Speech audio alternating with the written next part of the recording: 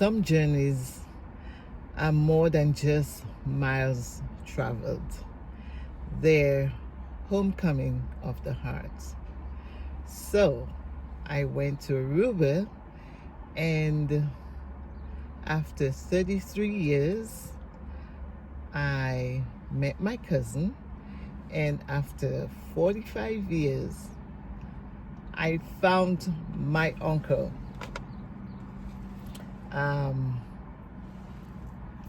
So let's get into it. This trip to Aruba wasn't just a vacation, it was restoration, a connection, reconnection, and a celebration of family, love, and time that has passed but never truly separated us. Join me as I share the moments, the emotions, and the beauty of discovering that it's never too late, but you can always find your way back. Hi, my name is Glenda, and it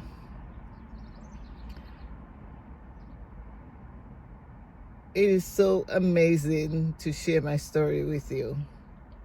But before I do, I just want to take time to welcome everyone.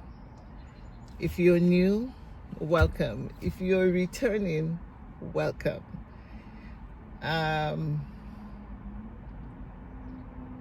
It's so amazing sometimes we feel so lost and so all alone. But they say time heals, but I don't know if that's true. I know that time ticks, but healing comes from the heart. And my journey to Aruba changed my entire life and my children's life. So let me give you the backstory. Before I do, I just want to go into the Bible, and I want to bring a story to you from the Bible. I don't know if you have ever read the story of Joseph and his brothers. Joseph is the son of Jacob. And I can tell you, when you are chosen, you will have people fighting from all angles against you. If you see me looking down, I have a little bit of notes there, and I'm going to read from it. So yes, when you are destined for greatness, there will be evil forces that will come against you. I can tell you that for sure. And the reason why I take reference to Joseph in the book of Genesis is that story has, I see myself like this was part of my story too. So I'm going to just go quickly. Joseph is the son of Jacob, and Jacob had 12 sons. And Joseph was a person who interpreted dreams, and I don't think his brothers liked that. So that was something that ticked them off. So it's like when you carry a coat of many colors, there are people that are going to envy you no matter what. His brothers envied him because he was his father's favorite son. They betrayed him. There was betrayal. There was jealousy. There was trials. There was temptations. There was envy. And just because of the ability to interpret dreams, that led his brothers to hate him. And they decide one day they're gonna kill him throw him in a pit, and go tell their dad, hey, look, our brother has died, something has eaten him, and he's no more, just to get rid of him. I'm telling you, people will get rid of you. They will do anything to get rid of you. But when you have God on your side, mark my words, God will protect you from all angles. So they decided to throw him into the pit. There was 3 of them. Sorry, there's a plane passing. I'm in my garden. As you can see, my beautiful flowers are right here. And they decided to throw him into that pit. And throwing him into that pit, they walked away. But one of them said, look, let's not do that. Let's sell him. Let's trade him into slavery. What we're going to do, we're going to kill, I don't remember what animal they killed, but they killed a goat, and they took the blood from the goat and put it on his clothes and did all of this stuff. I don't know if you have read the story, but if you haven't, you can go and read the story for yourself, because all of these things that were played into Joseph's life, it is here today. And if you take a look at the Bible, there are people who say there is no God and the Bible is not real. It's this, it's that, whatever you want to think. But most of what is being written in the Bible, it plays out today. And it has played in my life. And one of them said, no, let's not do that. Okay, they sold him into slavery. And because they did, he was taken to a city away from his family. And he ended up in a king's palace. So imagine you are being sold by your family and you end up in a king's palace and ended up there. It's like it didn't stop. The accusation did not stop. The wrongdoing. It's like so many things happened to Joseph along that way. He entered the king's palace. The king's wife, Potiphar, she had accused him of wrongdoing, false accused him of wrongdoing because she wanted, she was in love with him and he was not. And that's rejection. He rejected her because he couldn't do that. But anyway, I'm just saying, if you have not read the story, go read it. And all of these things played into Joseph's life. But I can tell you one thing. All things work together for good to those who love the Lord. And that's coming from Romans 8:28. And God can use your circumstances to bring good to your life. Because he interpreted dream, this did not get away from him. He still had to do it in the palace for the king. Okay. The reason why I chose that story is because I had a similar situation with my family. I have siblings. I'm the first of my mother and first of my father. And I'm not connected to them. For what reason? I always felt like I was the black sheep, and I still wanted to be around my siblings, but they choose to have that kind of hatred against me. Like, you know, when people push you off, we have had it. And after years, I decide no more. I've had to put a stop to it. Sometimes you have to take a look at you and tell yourself enough is enough. It doesn't matter what you're gonna lose, but enough is enough. So I did that.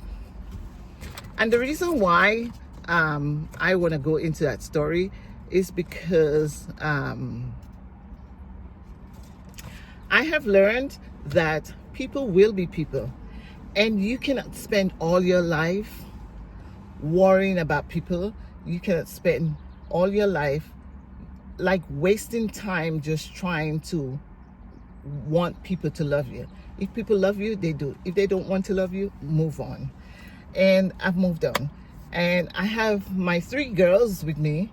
So the story is that I haven't seen my cousin in 33 years. He lives in Aruba. And I grew up with my uncle's mom, which is my dad's mom. And I remember my uncle used to either go to Aruba or Curacao when I was small. So after just, thinking, oh, I want to take my family, my kids out, and I said, oh, let's go to Aruba. So I was reunited by phone with my cousin, and I said, oh, let's go to Aruba. Maybe I will find my uncle, because I keep asking my cousin, my uncle lives in Aruba, and he keeps telling me I don't know him.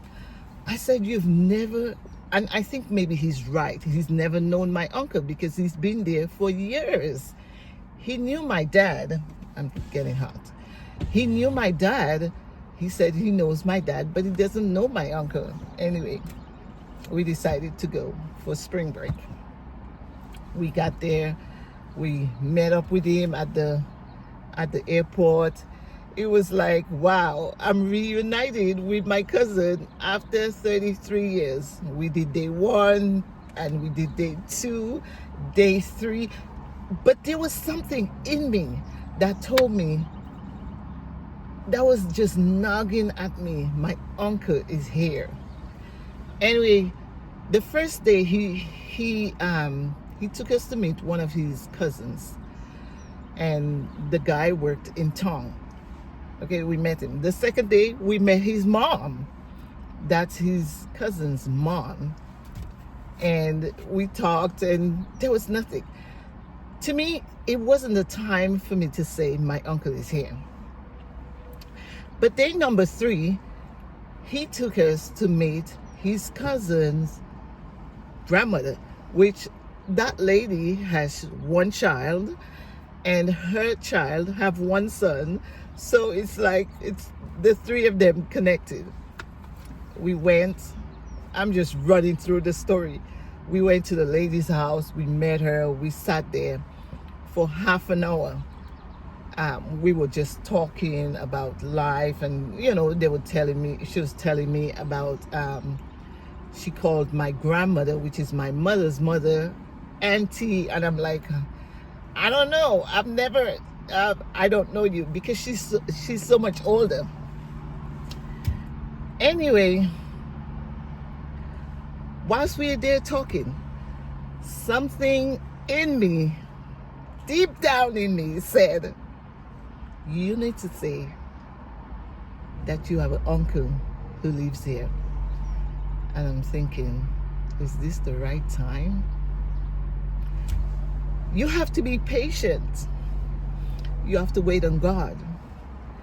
You also have to listen to hear his voice. And I was like, okay, I'm gonna do it.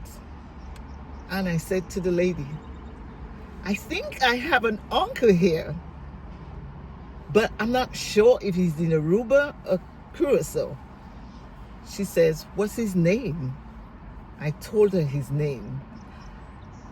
Her eyes actually came out big. I could see it. It's like, wait, what? When I saw her expression, I knew that God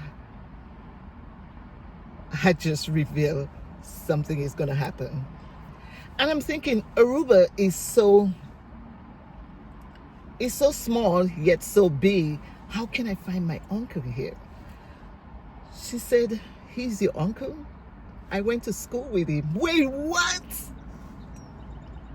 Yes, I went to school with him. I was like, everything inside of me dropped, because I couldn't believe God did that. that was just God saying, say something. She said, I don't know, I don't have his number, but I know somebody who does. And she picked up the phone, she called the lady, and the lady answered, and the lady says, yes, I have his number, I'm gonna send it to you. After 2-3 minutes, the number came. She said, I'm gonna call him if you want to. I said, yes, go ahead, call him, I want to. She called him. It rang 6 times, and I'm like, ugh, I don't have luck, but I know God is still good, so I'm gonna keep hoping. That's like me, that verse that says, you walk by faith and not by sight. And I had hope that God was gonna bring all of that up to the surface. And the man answered. He said, hello, and she said her name, and she said, I have someone here. She said, she's your niece. He said, who? He called my name. And he was like, what? She said, yes. He says, I'm coming. She said, no, don't come, because I think where they live, where they're staying at, is closer to you than coming to me, which is 20 minutes away. He said, no, I'm coming. And she said, are you sure? He said, yes, I'm coming. Okay. She hanged up, and we're waiting. Whilst we're waiting, everything in me is just bubbling up like, is it really true? I'm gonna meet my uncle after 45 years. Okay, 20 minutes passed, and we heard somebody out there. I looked up, and I see this man coming, and I'm like, oh my gosh, he looks like my dad. That's my uncle. He walked in, and my emotions just like froze. I couldn't even cry. I was just so happy. I was just so, I don't know how to say, but it was like, there goes my life. There goes God telling me it's okay. You're gonna be okay. And I'm like, within me, God, is that really real? So he walked up to me, and he hugged me, and he says, Glenda. I said, yes, uncle. You know, first thing he says, oh, this is my niece. And I remember her little self when I take her and put her in my car, in the passenger seat. She's always so curious to want to know, uncle, what is that? What is this? And, you know, whilst he's driving. And I said, you know what? I'm still the same, because the reason why I found you is because I ask questions. I still do. Sorry, I'm getting emotional. Sorry. How could God bring something so far away and so close? If you're going through anything, don't give up on God. Don't give up on yourself. You may feel like there is no one on your side. You've got to stay connected with God. And you cannot give up on yourself, no matter what the circumstances are. And we talked for a bit, and he was like, you need to come to my house. And I said, okay, we're going downtown to buy stuff, because Friday would have been a holiday there. So we had to go that Thursday afternoon, and we'll come to your house. And we did that. And when we was finished, we decided, okay, let's go. We get there. And can you imagine? He's married to the same person that I knew from 45 years ago. I don't remember the son that he had then, but he said his son lives in another country. So we didn't meet him. He was there, but he had left 2 days prior to the time we were there. So he had just gone. And his mom said, oh, he's landing, because he had just left. Anyway, my cousin knew his wife.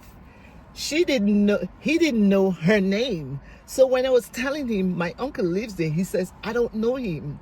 But when he met his wife, he was like, wait, what? I know her.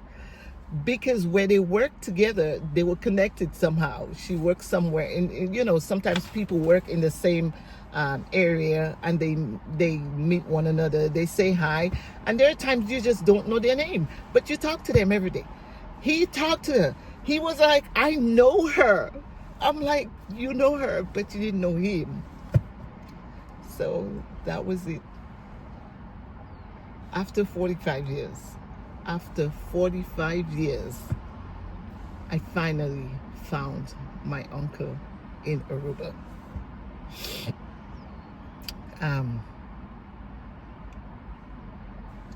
There are times God will put you at the right place and at the right time.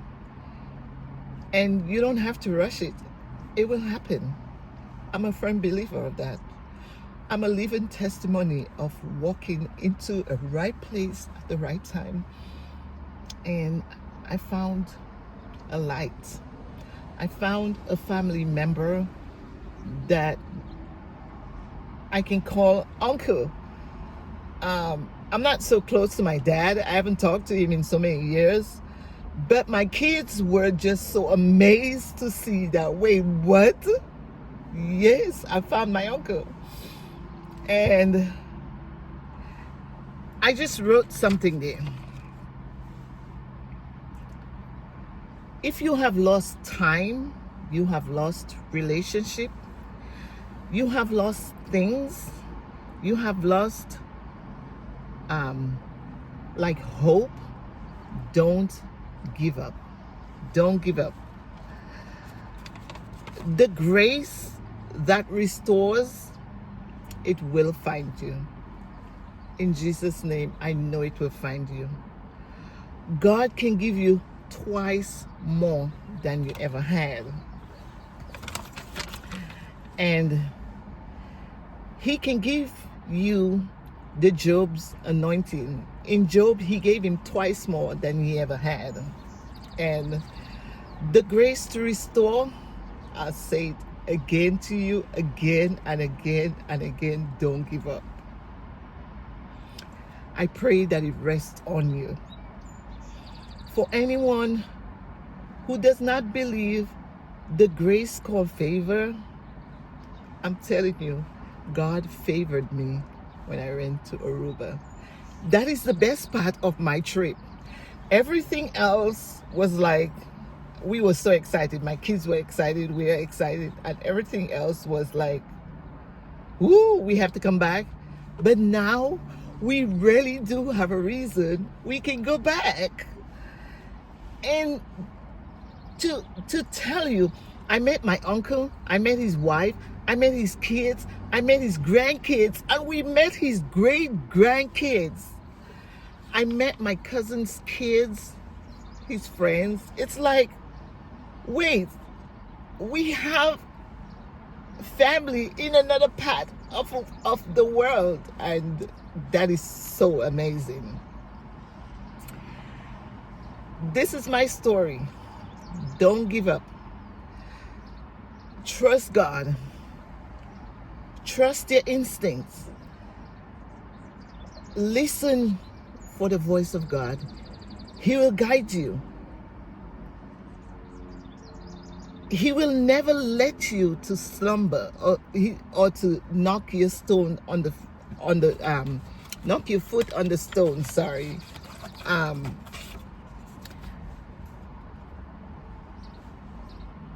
There is a verse in the Bible that says, a man's enemy will be members of his own household. That was Joseph's story. That was the members of his family who did that to him. But in the end, he became wealthy. He was able to help his family when there was a famine where they were, and the only place you could have gotten food and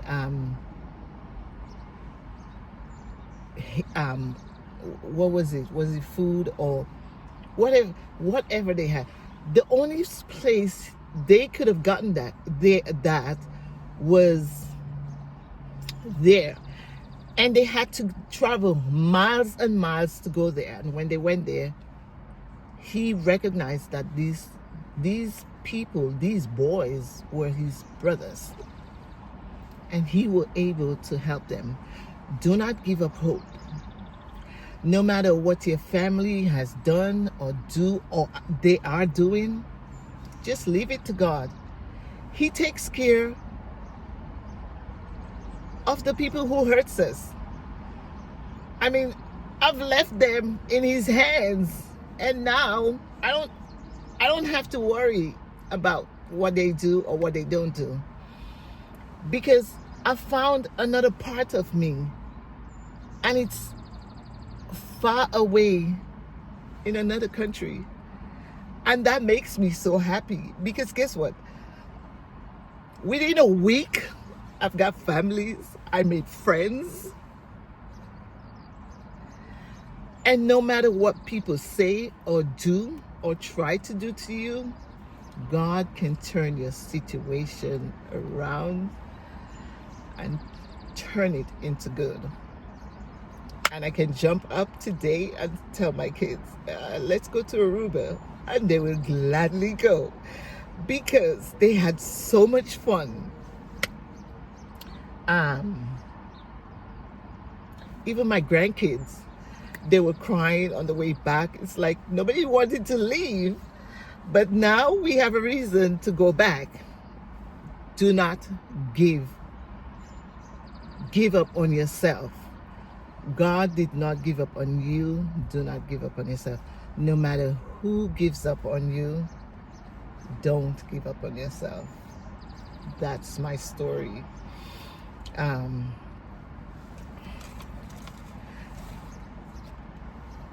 The Bible always tells us to do not be afraid. People will always criticize you. Even in this video, somebody's going to say something that that they are not supposed to be saying, but they will not take, the story and see that something good came out of it. But the Bible tells us, do not fear. And we always do that. We always try to let fear comes in. We always worry about the what if, what people is gonna say and what they're gonna do. But it tells us, do not worry, do not be anxious, do not fear, and do not be afraid. And if you research the Bible, it has 365 times it tells us, do not worry or do not fear. That's one pill a day. So this is my story, and I just want to say thank you for listening. Thank you to all the people who watch our videos. Do not worry about a thing. You cannot change a thing about what people are gonna do. Just be you. As long as you know you walk this earth with truth, you hold truth in your hand, it doesn't matter what people do or what they're gonna say. In the end, it's gonna come out. Truth always prevails. So do not worry, do not fear, do not be anxious, and do not be afraid. That's my story. Thank you, everyone. If you have not subscribed to our channel, please do so.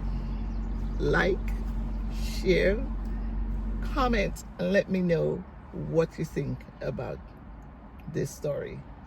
God can turn your situation around. Thank you, everyone. And thank you to our followers. We've made it to 2,000. Thank you, everyone. Have a blessed day.